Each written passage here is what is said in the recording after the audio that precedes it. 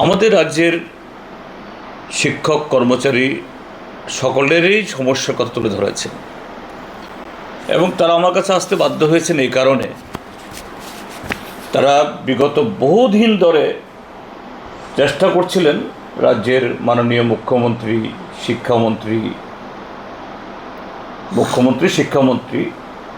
তার সাক্ষাৎকার পাওয়ার জন্য এবং তার কাছে এই শিক্ষকদের তাদের যে বক্তব্য তুলে ধরার জন্য। কিন্তু আমাদের মাননীয় শিক্ষামন্ত্রী তথা মুখ্যমন্ত্রী তাদের জন্য 5 মিনিট সময় বিগত 3 বছরে করে উঠতে পারেননি। তো অগত্যা বাধ্য হয়ে আজকে এই বিধানসভাতে আমার কক্ষে এখানে এসছেন তাদের কিছু দাবি দাওয়া নিয়ে, যাতে এই যে বিধানসভা অধিবেশন শুরু হয়েছে এতে সুযোগ করে আমি তাদের বক্তব্যটা তুলে ধরতে পারি। এখানে যে মূল যে তাদের দাবি দাওয়া সনদগুলো হলো এরকম যে এই কেন্দ্রীয় সরকার এবং আরও অনেক রাজ্য সরকারগুলোর ন্যায় যে কর্মচারীদের জিনিসপত্রের যে মূল্যমান তার উপরে ভিত্তি করে মহার্ঘ ভাতা নির্ধারণ হয়। সেদিক থেকে ত্রিপুরাজ্যের এই ট্রিপল ইঞ্জিনের সরকার বহু বড় বড় কথা বললেও এখন অবধি 22% মহার্ঘ ভাতা বকেয়া রয়েছে। এই মহার্ঘ ভাতা প্রধানে যেন তাদের বক্তব্য উত্থাপন করি। এটা শুধু শিক্ষক না, সমস্ত শিক্ষক কর্মচারী, তার সাথে রাজ্য বেতন কমিশন গঠন করা। এবং এটা এই কারণেও বেশি জরুরি হয়েছে এতে এই যে পশ্চিমবাংলায় নির্বাচনের প্রচার চলছে, আমাদের রাজ্যের তৎকালীন মুখ্যমন্ত্রী বর্তমানে বিজেপির সাংসদ তিনি এখানে গিয়ে বলছেন মিডিয়ার সামনে যে তার মুখ্যমন্ত্রিত্বের কালে 7ম বেতন কমিশন দেওয়া হয়ে গেছে এবং রাজ্যে শিক্ষক কর্মচারীর কোনো ডিএ বকেয়া নেই, অথচ বাস্তব সম্পূর্ণ উল্টো।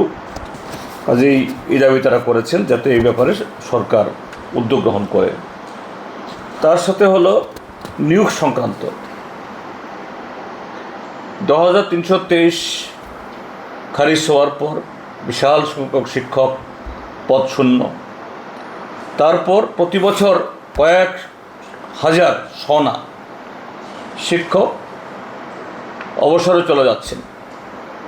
4 শতাধিক স্কুল আছে, একজন শিক্ষক দিয়ে একটা গোটা সিনিয়র স্কুল বা প্রাইমারি স্কুল চলছে।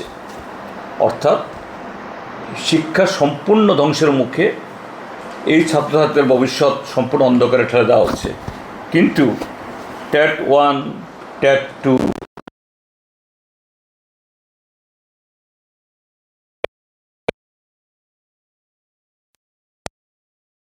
নিয়োগ হবে, এই হবে বলে, কিন্তু আর নিয়োগ হয় না। এগুলো যেন নিয়োগ হয়। এরপরে এই সময়তে একটা খুবই গুরুত্বপূর্ণ আলোচনার বিষয়বস্তু, সেটা হলো আমাদের রাজ্যে 30 সহস্রাধিক যে এই স্থির বেতনের চাকরি, কন্ট্রাকচুয়াল চাকরি এরকম হয়ে আছে। আগে বামপন্থী ফ্রন্ট সরকার থাকার সময়তে একটা নিয়ম করেছিল 10 বছর হলে পরে তারা রেগুলার হবে। আর ওনারা বলেছিলেন 18তে এই কন্ট্রাকচুয়াল ফিক্সড পে কন্টিনজেন্ট থাকবে না। কিন্তু এখন এই হাইকোর্ট রায় দেওয়ার পরও শুধু যারা ফিক্সড পে তারা না, তার সাথে এই যে সমগ্র শিক্ষা অভিযান তাদের বেলায়ও এই রায় দিয়েছে। আর সরকার গিয়ে সুপ্রিম কোর্টে গিয়ে স্পেশাল লিভ পিটিশন করছেন। তো এগুলো দেখার জন্য অনুরোধ করেছেন তারা। তার সাথে 2323 এটা নিয়ে অনেক কথা হয়েছে। তারা যে প্রস্তাবটা এনেছেন এরকম, সম্প্রতি পশ্চিমবাংলার হাইকোর্ট 32,000 প্রাথমিক স্তরের শিক্ষক অনিয়মের কারণে যাদেরকে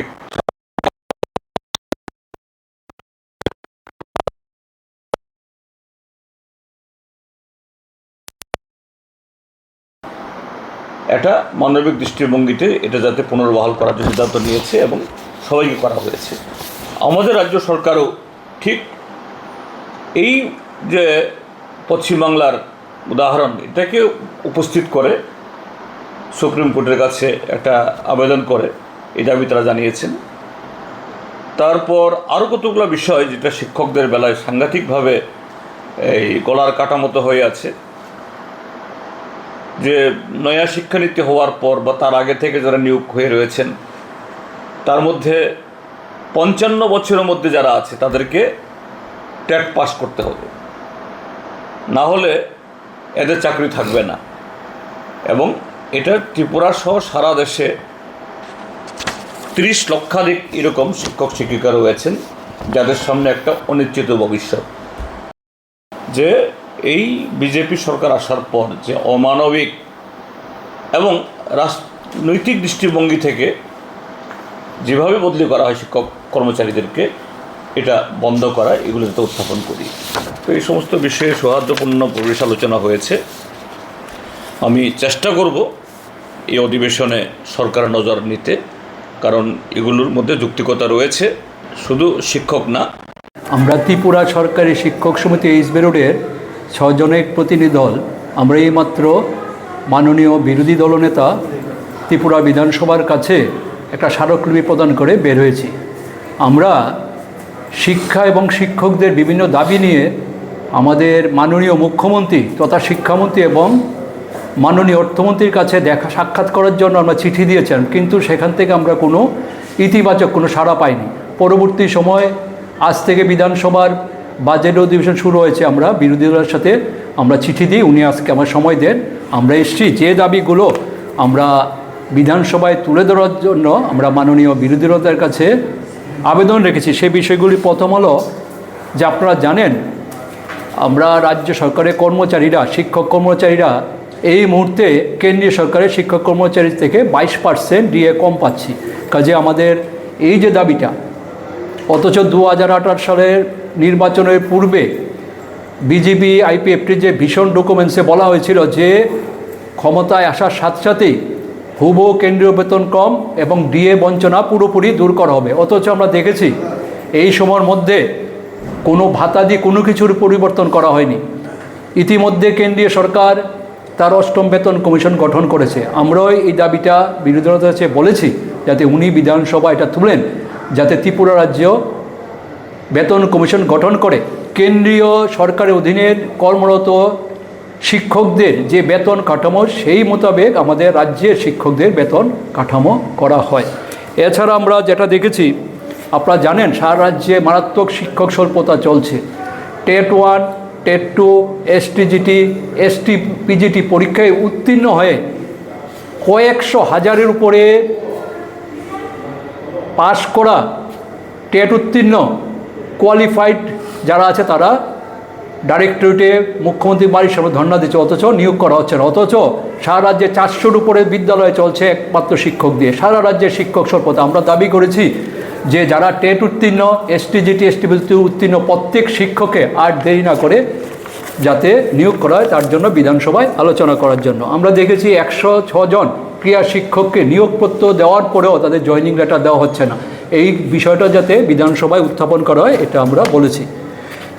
সমগ্র শিক্ষা যেটা এসএসএ, আপনারা জানেন যারা 2018 নির্বাচনের পূর্বে তাদের একটা অংশ আগরতলা ওরিয়েন্ট চমুনিতে আমরণ অনশন করেছিল যে তাদের বক্তব্য ছিল তৎকালীন বামফ্রন্ট সরকার তাদেরকে নিয়মিত বেতন কম দেয় না, সারা দেশে নিয়মিত বেতন কম দেওয়া হয় এবং আমরণ করেছিল। এই আমরণ অনশনে গিয়ে তৎকালীন যে আমাদের প্রাক্তন মুখ্যমন্ত্রী বিপ্লব কুমার দেব বা ওদের নেতৃত্বরা গিয়ে বলেছেন তাদেরকে লেবু জল দিয়ে তাদেরকে প্রত্যাহার করেছিল।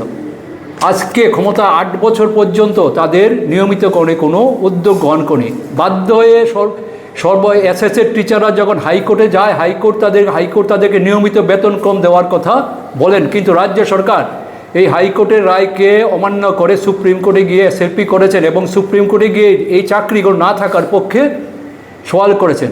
অথচ নির্বাচনের পূর্বে 18 নির্বাচনের পূর্বে এই বিজেপি আইপিটির যে প্রতিশ্রুতি বিষয়টুকু ছিল যে কন্ট্রাকচুয়াল বা কোনো ফিক্সড পে কোনো এমপ্লয়ি থাকবে না, আমরা দেখেছি, আপনারা জানেন যে টিআরবিটি উন্নত শিক্ষকরা যারা টেট পাস করে যারা ঢুকেছে নতুন যারা আছেন, তারা হাইকোর্টে একটা কেস করার পরে তাদেরকে হাইকোর্ট রায় দিয়েছে যাদেরকে চাকরির যে 5 বছর ফিক্স থাকে এটা রাখা যাবে না, চাকরির প্রথম দিন থেকে নিয়মিত বেতন প্রদান করতে হবে। অথচ নির্বাচনের পূর্বে বলেছিলেন ফিক্সড পে প্রথা উঠিয়ে দেবেন এই বিজিবিআইপির সঙ্গে, অথচ হাইকোর্ট রায় দেওয়ার পরে এই রায়টা কার্যকরী না করে সুপ্রিম কোর্টে গিয়ে এসএলপি দাখিল করেছে। আমরা বলেছি যাতে এটা তোলা হয়, রাজ্য সরকার যাতে সুপ্রিম কোর্টে এসএলপি প্রত্যাহার করে এই যে টেট শিক্ষকরা টিআরবিটিতে পাশ করা যে শিক্ষকরা TET 1 TET 2 ST GT ST প্রত্যেক শিক্ষক যারা আছে তাদেরকে প্রথম দিন থেকে নিয়মিত বেতন কম দেওয়ার ব্যবস্থা করেন। আপনারা দেখেছেন পশ্চিমবঙ্গে কিছুদিন পূর্বে একটা রায় 32,000 প্রাথমিক শিক্ষক যাদের চাকরি নিয়োগ টাকার বিনিময়ে হয়েছে, বিভিন্ন দুর্নীতি হওয়ার জন্য চাকরিগুলো প্রমাণিত হওয়ার পরও হাইকোর্ট মানবিক দৃষ্টিভঙ্গি থেকে এত বিরাট সংখ্যক 32,000 শিক্ষকের যাতে চাকরি থাকার জন্য রায় দিয়েছেন, বলেছে এটা দুর্নীতি হয়েছে, একটা ঐতিহাসিক একটা মানবিক রায় দিয়েছেন।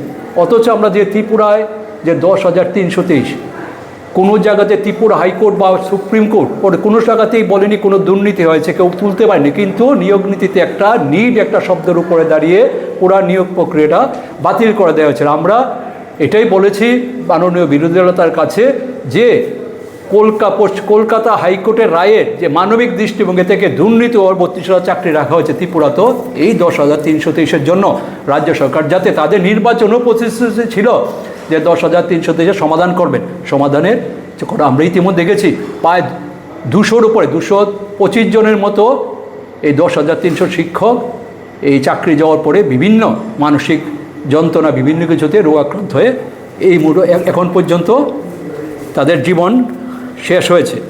আমরা একটা দেখেছি যে আপনারা জানেন গত 1 সেপ্টেম্বর 2025 মাননীয় সুপ্রিম কোর্টে রায় দিয়েছেন যে শিক্ষকরা প্রাথমিক স্তরে চাকরি করে, এলিমেন্টারি স্টেজে যারা চাকরি করেন তাদের টেট বাধ্যতামূলক, প্রত্যেকের ক্ষেত্রে টেট পরীক্ষা বাধ্যতামূলক। আজকের থেকে 30 বছর আগে যারা শিক্ষক নিয়োগ হয়েছেন প্রত্যেকের ক্ষেত্রে এটা বাধ্যতামূলক। আমরা জানি শিক্ষার অধিকার আইন 2009 যা 2010 সালে চালু হয়েছে, এরপর থেকে টেট বাধ্যতামূলক হয়েছে, কিন্তু সুপ্রিম কোর্ট যারা আগেও চাকরি তাদের ক্ষেত্রেও বলেছেন। আমাদের এই ক্ষেত্রে বক্তব্য হলো যে রাজ্য সরকার কেন্দ্রীয় সরকারের কথা বলে এটাকে যাতে আমাদের শিক্ষার অধিকার আইন চালু হওয়ার পরবর্তী সময় যারা চাকরি পেয়েছে তারা টেট দিয়ে ঢুকছে, আমাদের কোনো বক্তব্য নেই, কিন্তু যারা চাকরিটা তাদের রক্ষা করার জন্য প্রয়োজনীয় উদ্যোগ নেওয়া। আপনারা জানেন যাদের বয়স 55 বা 55 বছরের নিচে তাদের আগামী 2 বছরের মধ্যে যদি টেট উত্তীর্ণ হয় তাদের চাকরি থেকে তারা একেবারে বাতিল হয়ে যাবে, চাকরি থাকবে না। আর যারা 55 to 60 আছেন তাদের প্রমোশন বা কোনো সুযোগ পাবেন না। এই ধরনের একটা সুপ্রিম কোর্টের যেটা আছে, এই ক্ষেত্রে কীভাবে যে NCT national council of teachers education যে গাইডলাইনটাকে পরিবর্তন করে কেন্দ্রীয় সরকার যাতে রক্ষা করে, তার জন্য প্রয়োজনীয় যাতে রাজ্য সরকার উদ্যোগ নেয়, তার জন্য আমরা প্রস্তুত তোলার জন্য মাননীয় বিরোধী দলকে বলেছি। এই ক্ষেত্রে বলে রাখি, আমরা এই সুপ্রিম কোর্টের রায়ের পরে যেমন আগরতলা মিছিল করে আমরা ডাইরেক্টরেট ডেপুটেশন দিয়েছি, আমরা মাননীয় মুখ্যমন্ত্রী শিক্ষামন্ত্রীর কাছে এই বিষয়টা নিয়ে দেখা করার চেষ্টা করেছি, কিন্তু দুর্ভাগ্য উনি আমাদেরকে হয়তো ওনার কর্মব্যস্ততার জন্য আমরা এই সময়টা আমরা কোনো দেননি। দেখেছি যে একটা বদলি যে সরকারি চাকরি শিক্ষকতা বদলি যাবে, কিন্তু আক্রোশপূর্ণ বদলি রিটায়ারমেন্টের 2 মাস আগে সাবরুম থেকে ধর্মনগর বদলি করে দেওয়া হচ্ছে। সমিতির যে লিডারশিপ তাদেরকে দূর দূরান্ত, এই যে আক্রোশমূলক যে বদলি, এই বিষয়গুলি নিয়ে কথা তোলার জন্য সবাই চাকরি করবে, শিক্ষকের প্রয়োজনীয়তা একজন শিক্ষক যাবে, এতে আমরা কোনো সময় বিরোধিতা করি না, কিন্তু একজন শিক্ষিকা, একজন এইজেড পার্সন অসুস্থ, সংগঠনের নেতৃত্ব, সংগঠন এই যে বিষয়গুলো আক্রমণ, এইগুলোর সম্বন্ধে আমরা বলেছি। আর জানেন প্রায় 4 শতাধিক স্কুল মাত্র একজন মাত্র শিক্ষক দিয়ে চলছে, সারা রাজ্যের শিক্ষক সভা। কিছুদিন পরে পত্রিকা খুললে আমরা দেখি যে আজকে এখানে ছাত্ররা শিক্ষকের অভাবে বদলি হলে পরে পথবোধ করছে। এরকম একটা অবস্থার মধ্যে আমরা বলেছি যেতে আরও নিয়োগ বাড়ে, তার জন্য বিধানসভায় বলা, এবং এইভাবে শিক্ষক স্বল্পতার জন্য আমরা দেখছি বেসরকারি স্কুলগুলো রমরমা। এখন সরকারি স্কুলে ছাত্র সংখ্যা কমছে, বেসরকারি স্কুলে ছাত্র বাড়ছে। কারণ স্কুলে যদি একজন শিক্ষক থাকে, উনি 5টা ক্লাস 1 থেকে 5 ধরে ক্লাস করবে না মিড ডে মিলের কাছে যে ক্লাস সেইভাবে হচ্ছে না, গার্জিয়ানরা বাধ্য হয়ে কষ্ট করে হলো সরকারি স্কুল বাদ দিয়ে পার্শ্ববর্তী যে বেসরকারি স্কুলে ভর্তি করছে। এরকম একটা অবস্থা, শিক্ষার একটা মানে দারুণভাবে শিক্ষার যে অগ্রগতি হয়েছে তাকে একেবারে ধূলিসাৎ করে দেওয়ার যে একটা এই সরকার চলছে।